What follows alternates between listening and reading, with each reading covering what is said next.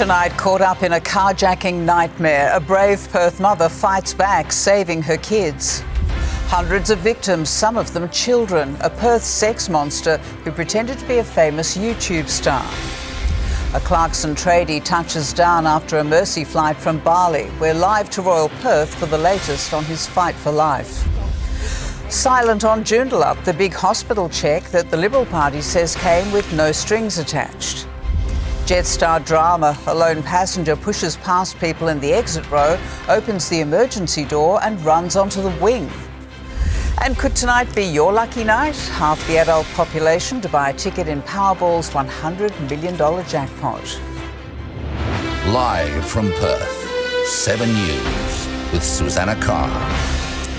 Good evening. A Perth mother has described the utter terror she felt when a carjacker jumped into her car and drove off with her kids locked inside. The entire heart-stopping ordeal at a southern suburbs petrol station was caught on security camera as the woman desperately tried to free her children.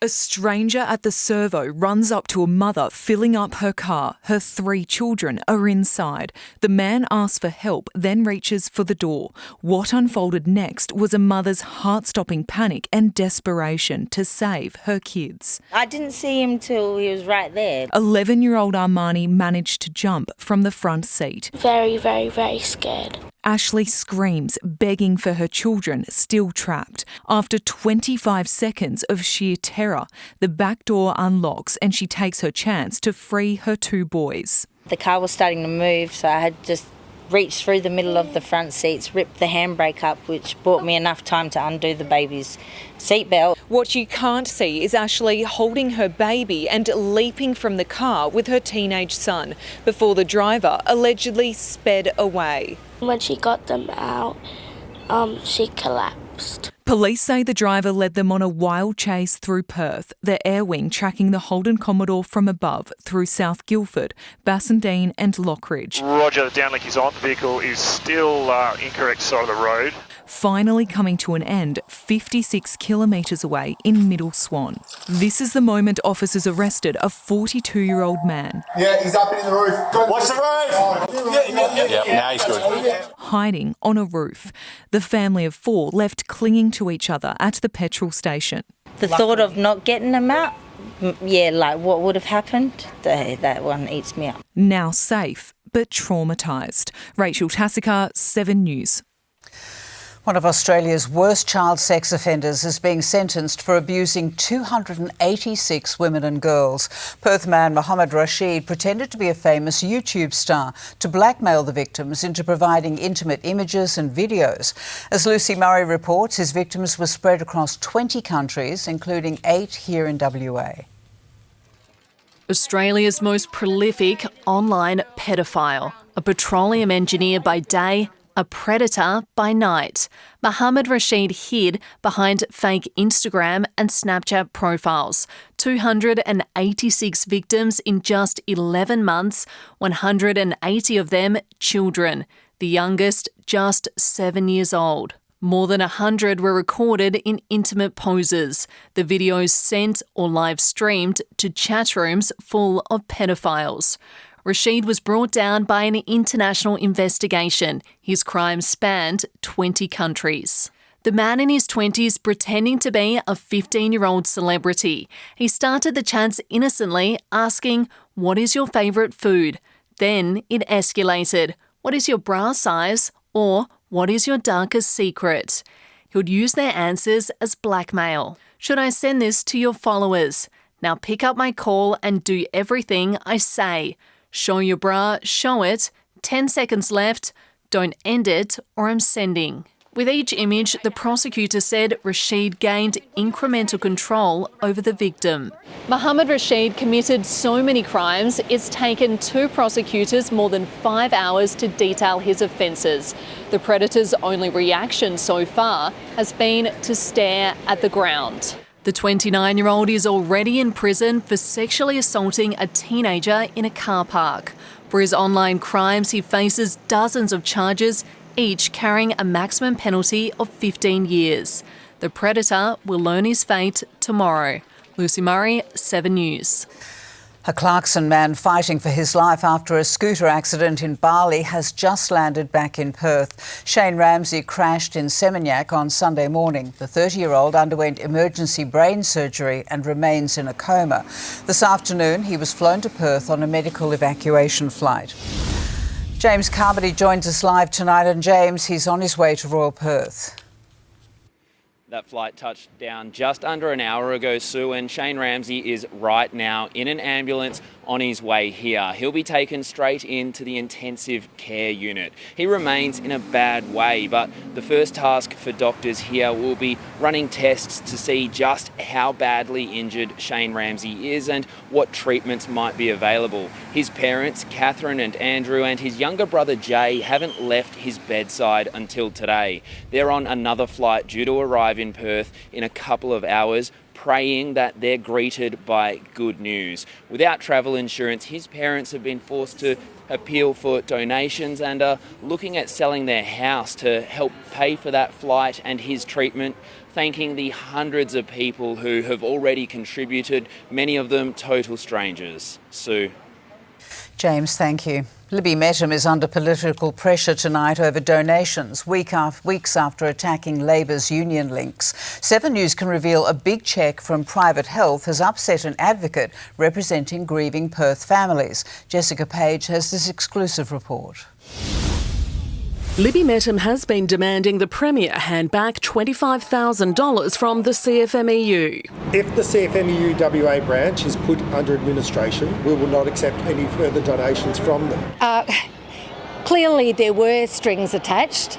But she denies donations from Ramsey Health worth $27,500 have muted her criticism of Joondalup Hospital. Are there strings attached to Ramsey Health's $25,000 donation to you? Absolutely not. A day after appearing reluctant to comment on a grieving family's call for the private operator's contract to be reviewed. Well, the buck ultimately stops with the Premier. I guess I'm mortified. I'm quite staggered. She is also the spokesperson for health. They should be giving it back. He says her position has changed. She was also going to talk about the potential of raising this in Parliament about the contract. Now it appears that that's all gone by the wayside.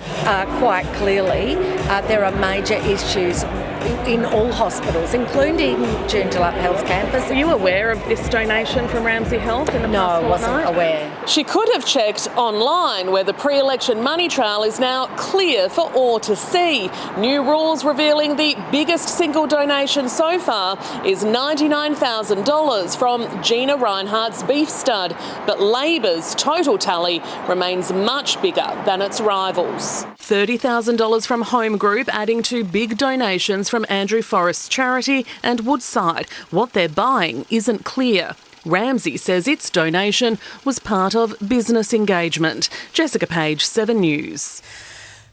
Jetstar passengers have been caught up in a terrifying security scare at Melbourne Airport after a man opened the emergency door and climbed onto the wing of the plane.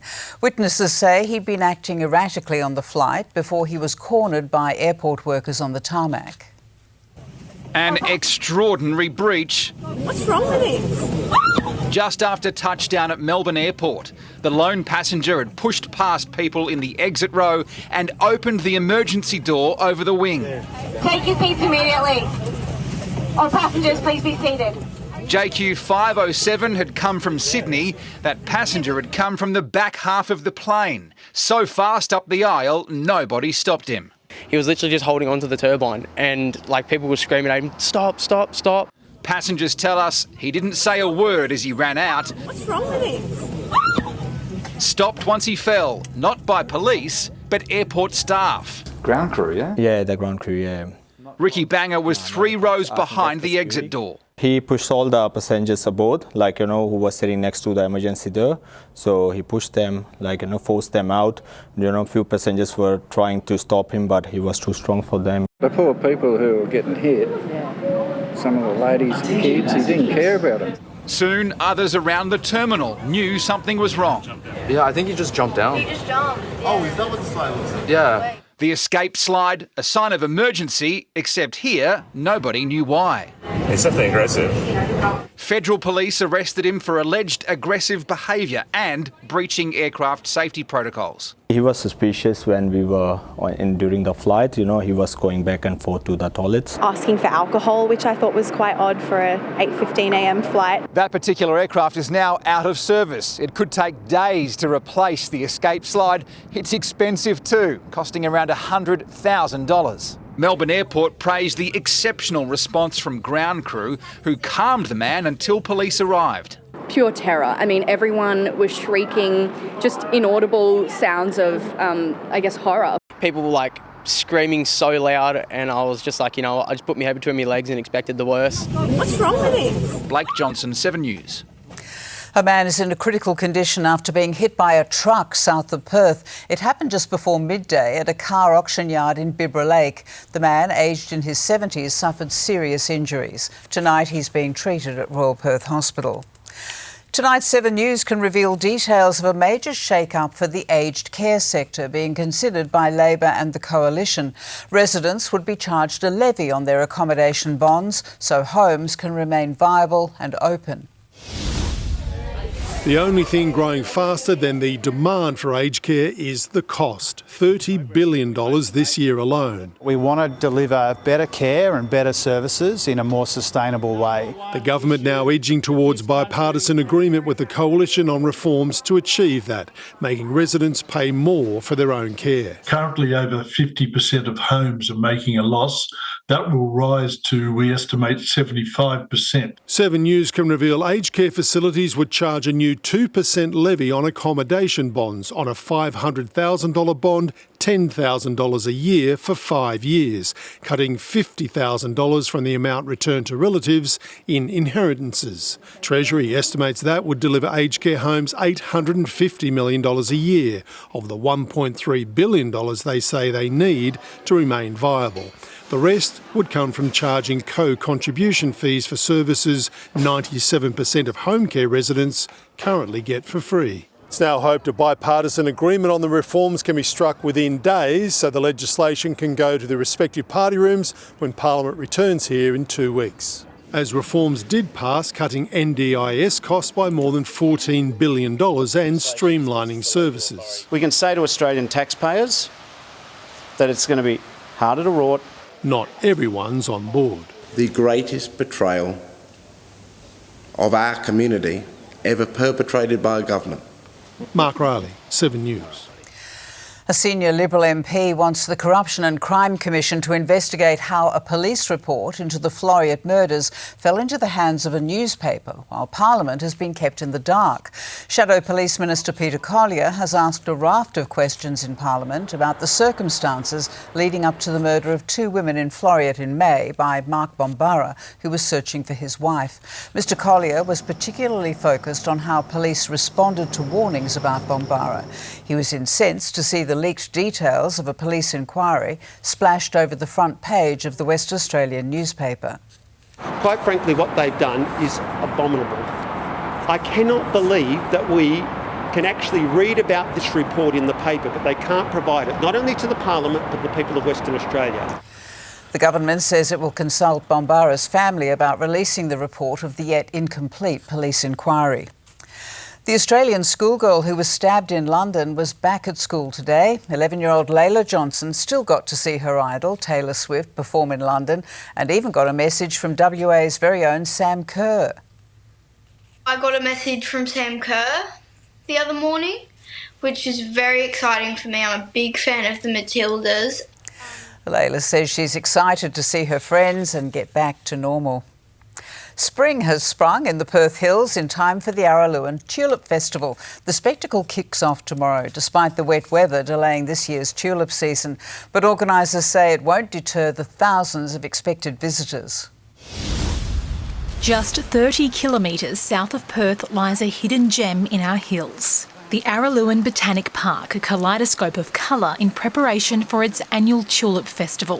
Families can get together come and enjoy this big open space. Araluen is really a state treasure. Boasting 170,000 tulip bulbs and more than 40,000 spring blooms. This botanical bridal dress, a first for the festival. We've incorporated a lot of second-hand embroidery and fabrics and silk flowers combined with cut plants and lots of live plants, and then there's actually bulbs planted into different sections, so it's going to be a moving feast. The bushland backdrop is also the inspiration behind the menu. Closed for the last 2 years, Chalet Healy is being relaunched as part of the festival, one that's taken a year to prepare for. This year we've brought in around 500 community volunteers, so yeah, significant contribution. Despite being at the mercy of Mother Nature. The wet weather is not great for bulbs, and it means that they're coming up slower and probably will be a longer season. A wet winter in our hills has delayed the start of the tulip season, but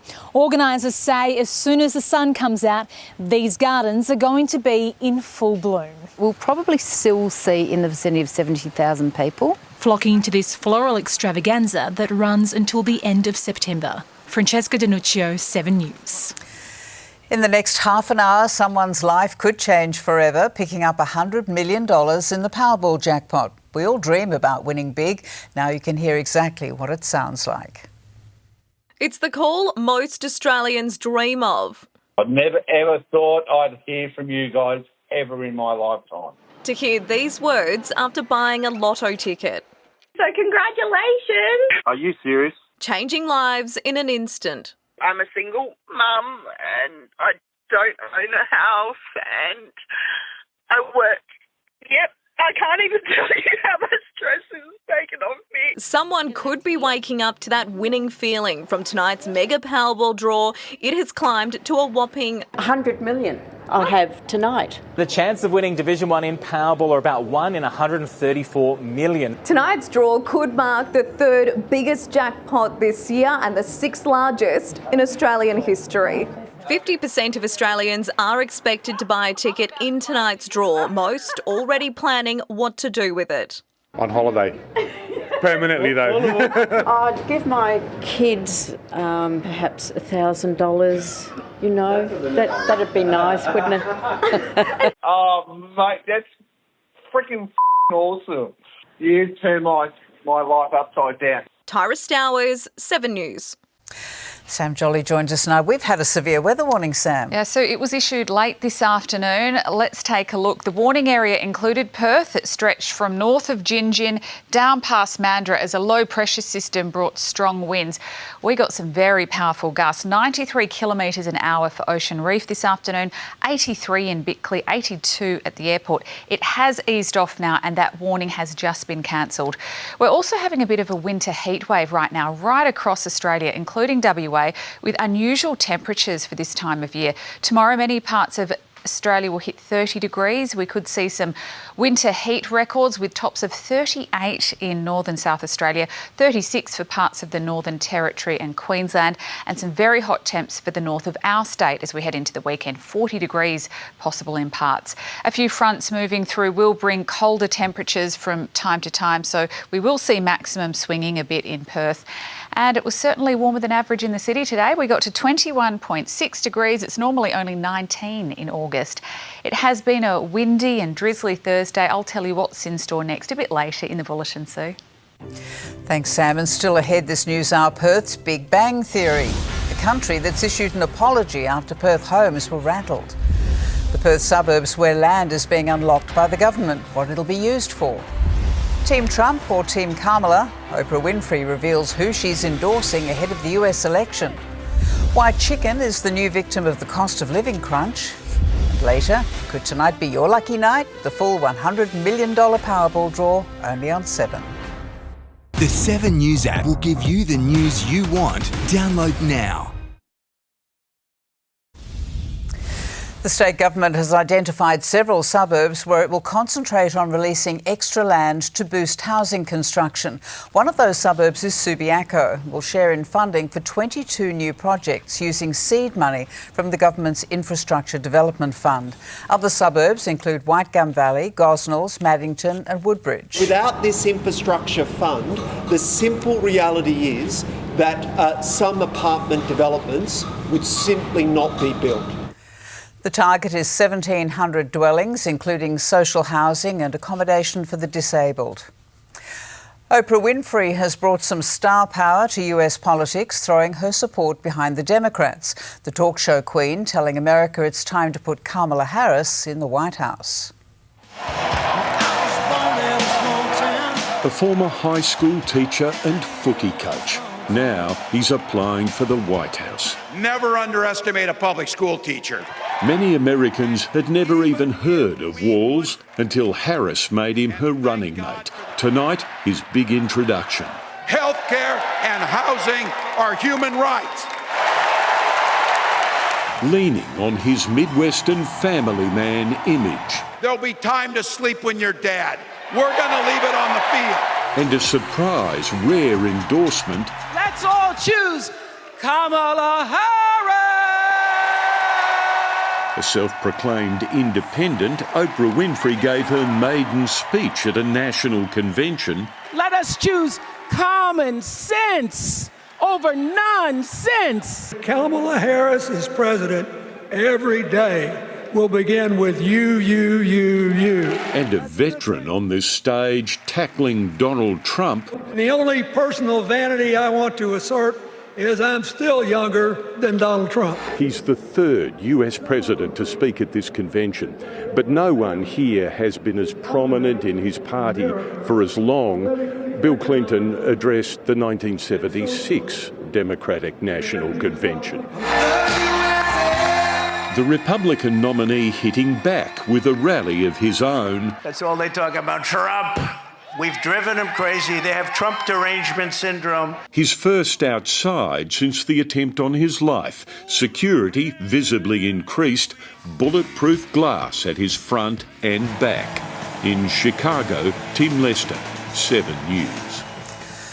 Long-range strike missiles for the Australian Defence Force will soon be manufactured at a new factory in New South Wales. The federal government striking a deal with a Norwegian company to reduce our reliance on foreign imports.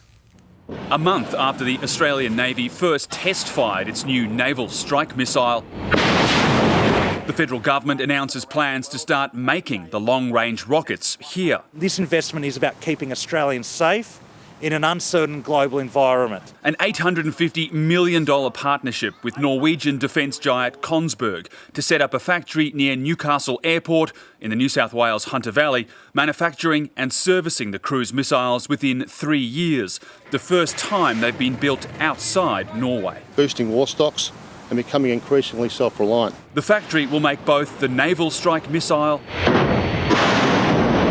and the Joint Strike Missile, which can be fitted to F-35 fighter jets. They're really designed to take out and target surface ships. They also have a land attack feature as well. Capable of hitting targets 250 kilometres away, a big step up from the 1970s era Harpoon missiles currently used. When the factory's at full capacity, it'll be churning out around 100 missiles a year, and they don't come cheap. Each one of these is worth about $4 million. But as one of the most advanced strike missiles in the world, a growing number of Western nations are using them. There is huge export opportunities for these missiles. Rob Scott, 7 News. The mystery boom that rattled our southern suburbs finally explained.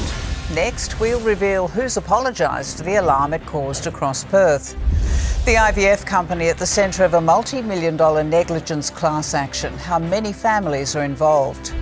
Also, why chicken is becoming more expensive. Face to face with the great white shark, a diver's incredible close encounter, where it happened. And a huge lottery prize up for grabs tonight. The full Powerball draw is still to come. There's more clarity tonight on a huge mystery bang that shocked Perth residents yesterday. It was late morning when a loud noise was heard, rattling windows and shaking homes across our southern suburbs. The Singaporean Ministry of Defence has confirmed its Air Force was undertaking training off WA's coast, and the noise could have been a sonic boom from an F-15 fighter jet. It's apologised for any alarm caused. Hundreds of women have won a landmark legal battle against a fertility clinic that destroyed their viable embryos. It's a bittersweet result for patients, with the Monash clinic still unwilling to accept it did anything wrong. A $56 million settlement for hundreds of former IVF patients robbed of the chance to have a baby of their own. Women's lives have been changed forever as a result of what Monash did. The multi-million-dollar agreement was reached at the 11th hour, just weeks before more than 700 applicants were set to take the Monash IVF group to trial. It is finally recognition that there was wrongdoing. There is a sense of closure, although it can never take away the pain and the trauma. Spruiked as a non-invasive genetic screening alternative, the class action claimed 35% of embryos destroyed as a result of the company's flawed NIPGTA test may have resulted in pregnancy. At the centre of the case, allegations the fertility giant used embryos that patients wanted discarded for scientific purposes. It is not okay in the name of scientific innovation to use clients, paying clients and patients as guinea pigs. While the settlement is significant, lawyers typically take a cut of around 30%. The case will return to the Supreme Court in the coming weeks for a judge to give the payout the tick of approval. Rochelle Brown, 7 News. Inflation continues to influence the nation's diet, with Australians eating less chicken for the first time in years. It's all because we're eating less fast food, with KFC and McDonald's reporting a slowdown in sales. At KFC, shut up and take my money. Not anymore. The Colonel's in a quandary with sales on the slide. It's the same at McDonald's. They're not loving it either. It's a sign of the times that Australian households are struggling. They're cutting back on their spending where they can. The cost of living crunch is still dicing with our diets. For the first time in decades, we're eating less chicken. Consumption is down. Which is a bit of a worrying trend if that goes on for too long, because it is a key source of protein. The reason? Those slowing sales here and here. The fast food pullback has been enough to shift the dial on Australia's preferred white meat. At McDonald's today, yeah, I have noticed that it's gone up, but that's, I guess, with the cost of living. Others have checked prices from 2019, what a McChicken cost then and what you pay now. The same with 6 McNuggets, now around $8. I still think it's cheaper than red meat. McDonald's says it's fighting inflation on every front to keep itself competitive, while KFC says watch this space with new meal deals on the way. And dietitians aren't concerned. We could all probably use a little bit less fast food in our diet, as long as we are replacing it with another good quality protein source. Lucy McLeod, 7 News. Boeing's Australian boss has defended the safety record of the 737 MAX, insisting changes have been made since 2 deadly crashes and a mid-air door blowout in January. We'd had 20% increase in safety inspections, all of these things. It was devastating. Brendan Nelson told the West Australians Leadership Matters event he wants to make flying more affordable. We have extraordinary pictures tonight of a diver's close encounter with a great white shark off the New South Wales south coast. You'd have thought Willy Brunker would immediately flee from those jaws, but his reaction was quite the opposite. It began with lunch. Human catches fish, but the tide quickly turned as the ocean tried to level the score. Cece! Cece, what? A 4-metre female white shark. What?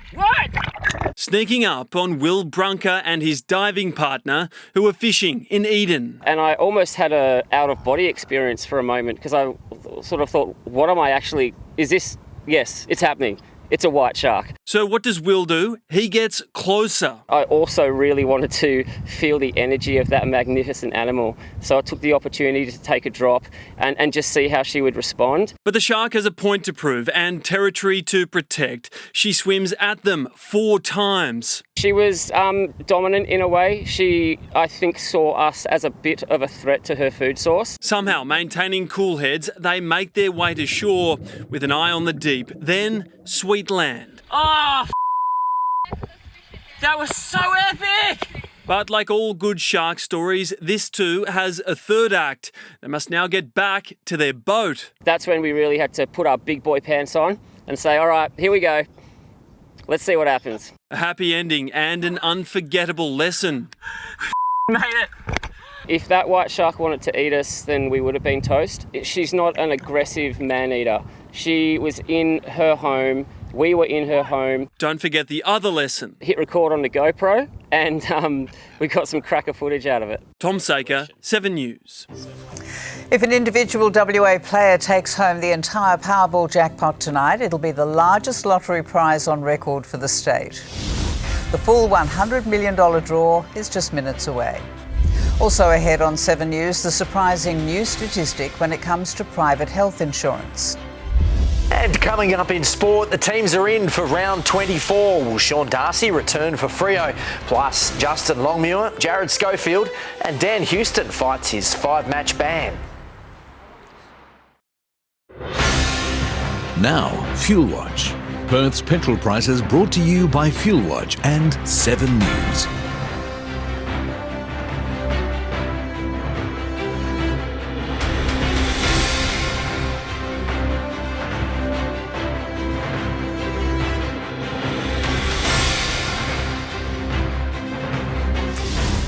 Taking a look at finance now, and the ASX 200 has closed up 17 points. Tech company WiseTech had another strong day, while Bega Cheese was also a big mover.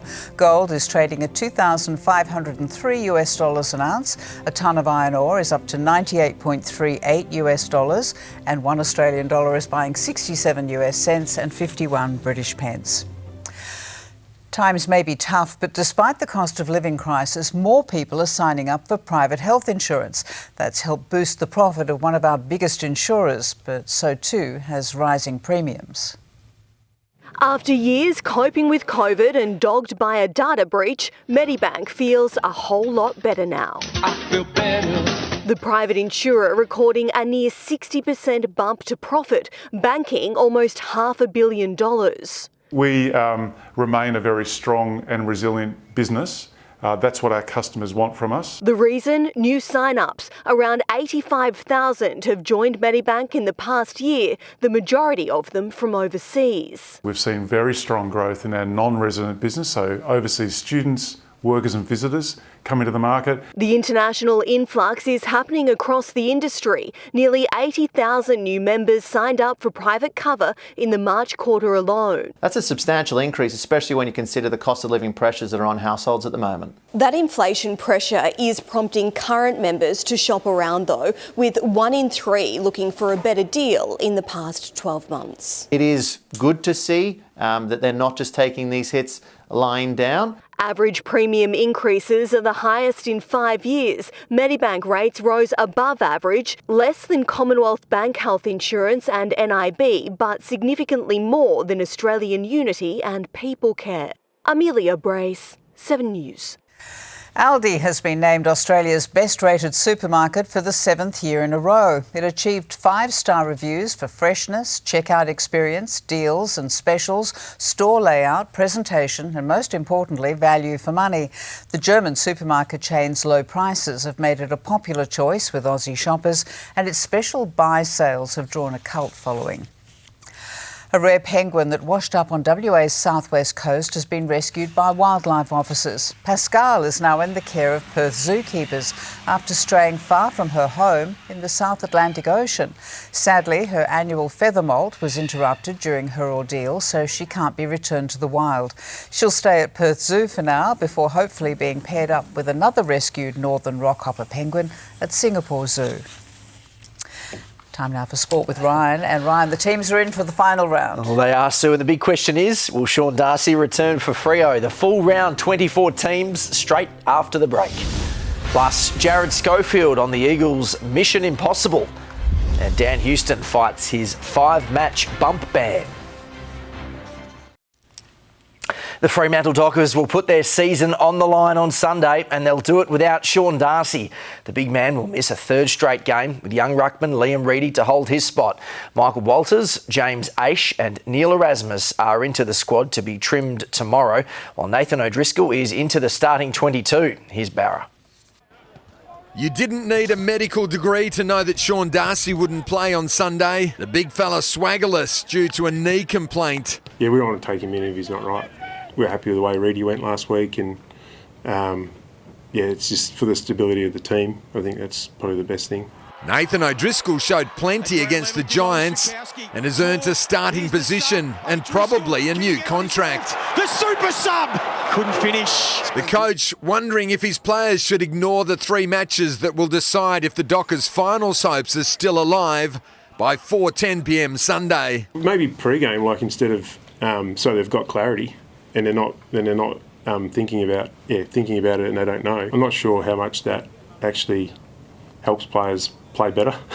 Our players are intrinsically motivated anyway. They just want to go out there and play well, and it doesn't matter whether finals are on the line or not. They want to make sure they put the best foot forward and compete really hard for 4 quarters, and that'll be the same this week. I don't think much changes. We want to beat Port Adelaide, and nothing changes whether our season's alive or not. The Dockers need either North to beat Hawthorn on Saturday or the Giants to defeat the Bulldogs the next day. Their last and possibly best hope, St Kilda to knock Carlton out of the 8 on Sunday afternoon. And Bailey Banfield has signed a new 2-year deal with a trigger for a third after an agreement between the club and Banfield's manager Andrew McDougall.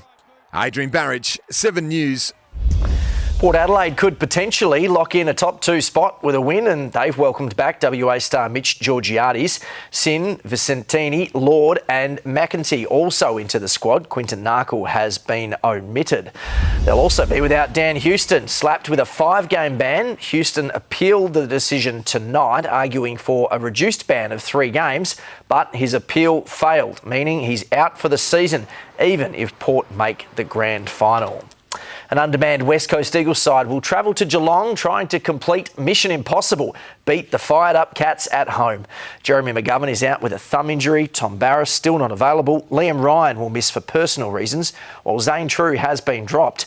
Into the side come Clay Hall, Campbell Chesser, Jack Hutchinson and Ryan Marrick, along with Rhett Bazzo, who plays his first game of the season.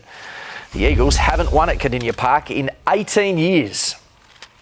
It's our last game. We head down to Geelong. Dare say no one's really given us a shot at going down there and pulling off a win. And we can focus on the wins, the outcome, but we want to make sure that we play the football that we want to see from ourselves in the right way. Geelong will bring back Zach Tui, Tanner Broon and Jed Buse for the clash. Gary Rowan has been managed, with Ocean Mullen and Mitch Nevitt dropped from the side that lost to the Saints. The Cats need to win to guarantee a top 4 spot. Gold is the goal for Paris swimming veteran Grant Scooter Patterson in Paris. At 35, Patterson admits he's in the veteran category, but he'll head to his 3rd Paralympics full of belief. I know I'm old, shouldn't say that, but I'm feeling very fit. Been doing some good times in the water. Wait and see what will happen. Woo! A winner of silver and bronze medals in Tokyo, Patterson will contest 4 events in Paris. And WA's Olympic silver medalist Jack Robinson is back in the water, hunting a maiden world title. Hits it upside down, total control. Another big hammer for Robinson, pulls in, and he goes the distance. The world number 3 won his opening heat at Cloudbreak, the final event before the world title deciding WSL finals in California. World number 5 Ethan Ewing also advanced, looking to secure his spot in the elite 5-man field for the finals. Fellow Aussies Molly Picklum and Tyler Wright won their opening heats in the women's contest. I reckon it could be the year for Jack Robinson and that title, Sue. Let's hope you can outdo that Tahiti performance. Yes, silver. Yeah. Yes. Thanks, Ryan. Now, the moment Australia has been waiting for, a $100 million lotto prize that could change someone's life in an instant. These are the winning Powerball numbers you need.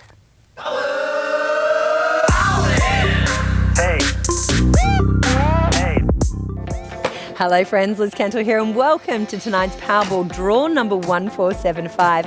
As always, here in studio with me are our draw officials and government supervisor. If you won Division 1 in Powerball, you could do almost anything. You better cross those fingers because the total Division 1 prize pool, if won tonight, is a life-changing $100 million. You heard that right. Of course, to win that Division 1 prize, you'll need to match all 7 winning numbers plus the Powerball. Best of luck. And the first numbers are 16 and 24. What would you do if you took home $100 million? Spend your life travelling the world. Build the home of your dreams. I know, surprise each family member with a new car or boat. Imagine the look on their faces. Next down was 11 and 4. The party might not end here.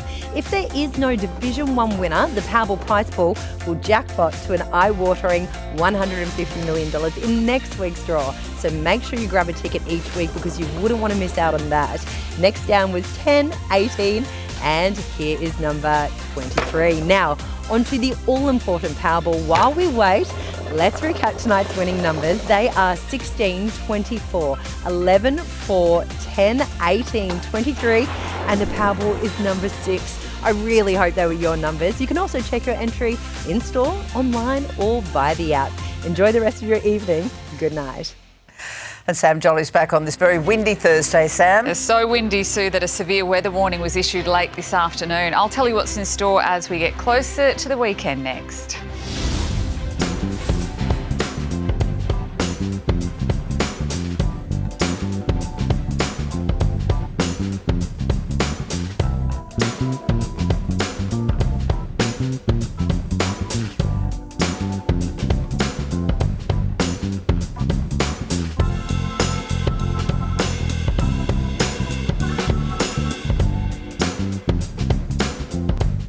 The 7 News app will give you the news you want when you need it.